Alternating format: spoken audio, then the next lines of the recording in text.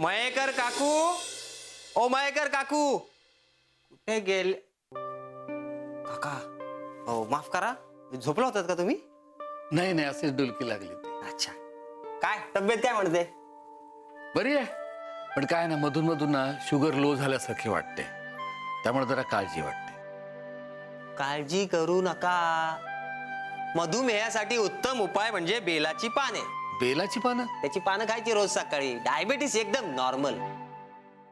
आणि हे बघा, अचानक डायबिटीस कमी झाला ना तर चॉकलेट टाकायचं तोंडात. हा, गोड लगेच नॉर्मल. आईच्या आजारपणामुळे सगळं माहित झालंय मला. हे चॉकलेटचं मला खूप आवडलं.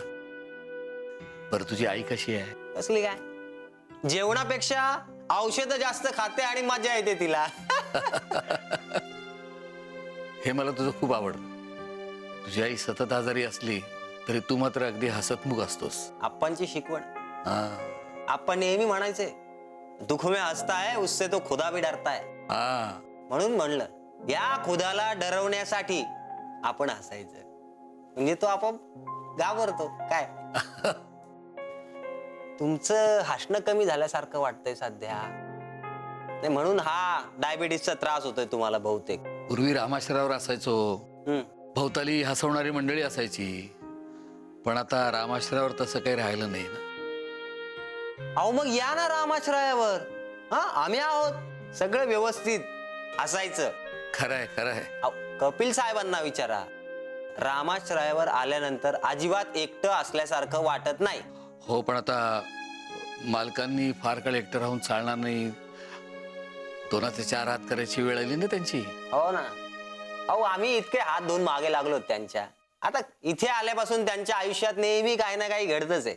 आता एकदा ना काहीतरी घडून असं गौरीताईंचं त्यांच्याशी. गौरी ताई त्यांच्या सारखी दिसणारी एखादी मुलगी, म्हणजे संस्कारी, गोड, सोज्वळ त्यांच्या आयुष्यात आले म्हणजे ते आयुष्य त्यांचं लागेल ना मार्गाला. इंदू आली. हो आत्रा आलात तुम्ही? हो. घ्या. अरे चहा द्या, औषधं घ्या. आणलीत ना औषधं? बरं, सगळी व्यवस्थित आणलीत हो, ना? काही फळं सुद्धा आता रामाश्रयावरची आहेत. वेळेवर देत चला. म्हणजे काय, टाइम टू टाइम देते मी यांना औषधं. आणि थँक्यू हा औषधं आणल्याबद्दल. आता थँक्यू काय त्याच्यात, घरातला माणूस आहे मी.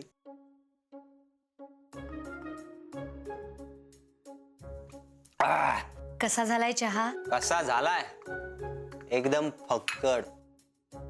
तरीच म्हणलं मयेकर साहेबांची तब्येत एवढी चांगली कशी काय होते. मस्त मस्त झालाय चहा. येतो मग आता. काळजी घ्या. म्हणजे रामाश्रयावर येत चला, म्हणजे हसत राहा, नाही का? येईन. संपलं, काहीच बोलायचं नाही. येतो.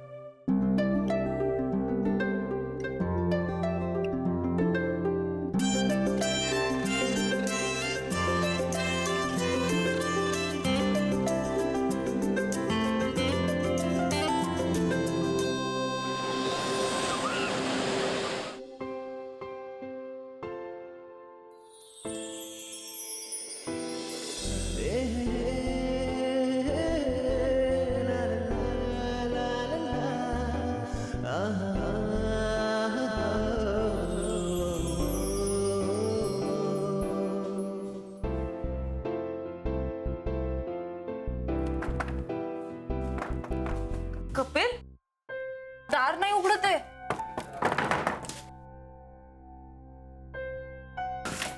बघू सर.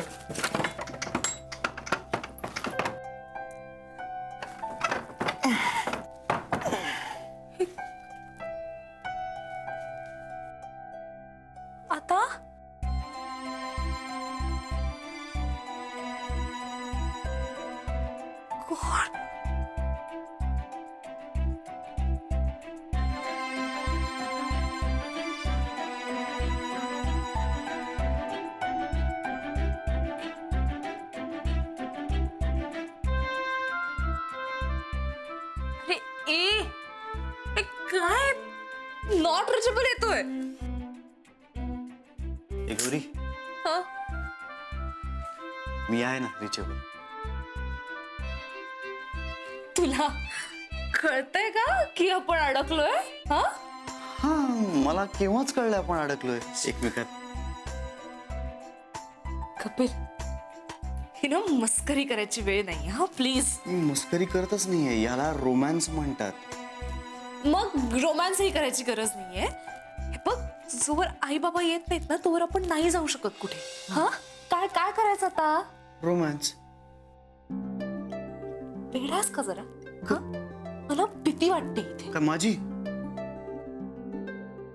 तू ना एक काम कर, घरातून बाहेर कसं पडायचं ना यावर जरा विचार कर प्लीज.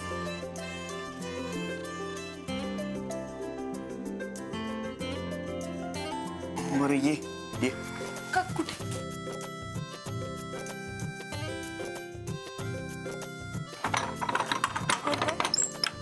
तू बाजूला मी बघते थांब.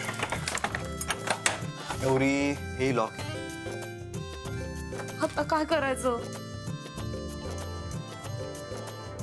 आयडिया. चल.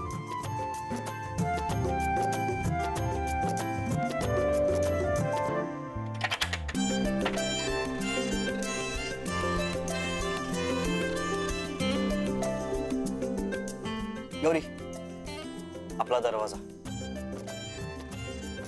हा हा यास का जरा? गौरी शाळा कॉलेजमध्ये कधी केलं नाही का तू असं? खिडकीतून उडी मारून लेक्चर बंक करायचं किंवा खिडकीतून आत येऊन लेक्चरला बसायचं. म्हणूनच तुला ऑप्शन सुचला नाही. बर ते जाऊ दे, आपण गप्पा नको मारायला. मला जाऊ दे. सौरभला जर कळलं ना की आपण दोघच घरात आहोत तर या वयात हार्ट अटॅक येईल त्याला. बरं मला सांग ना, जाणं खरंच गरजेचं आहे. नाही गेले ना तर आई अख्खं सोनसरी डोक्यावर घेईल का?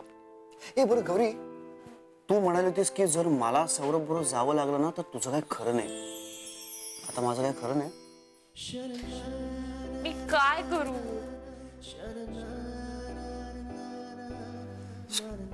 जाऊ नको ना, त्याला कुठं कळणार आहे. कपिल हे बघ, आपण दोघच घरात आहोत आणि रात्रीची वेळ. आई काहीतरी विचित्र अर्थ काढेल. नाही नको. अरे आपण हे काय मुद्दाम करतोय का? नाही पण तरी नको. एक्झॅक्टली. ए खिडकीच नसती किंवा आपल्याला खिडकीचा ऑप्शनच सुचला नसता तर मग काय आपण अडकून राहिलो असतो, बाहेर नसतं जाता आलं. सो म्हणजे आपण खोटं बोलायचं? आपण खरं लपवायचं. कपिल गौरी गौरी यार कमन कमन कमन, एवढी छान संधी आहे, एवढं छान एकांत मिळालं, जरा एन्जॉय करू. गरमागरम कॉफी मागतोय मी, मिळेल? हो करते.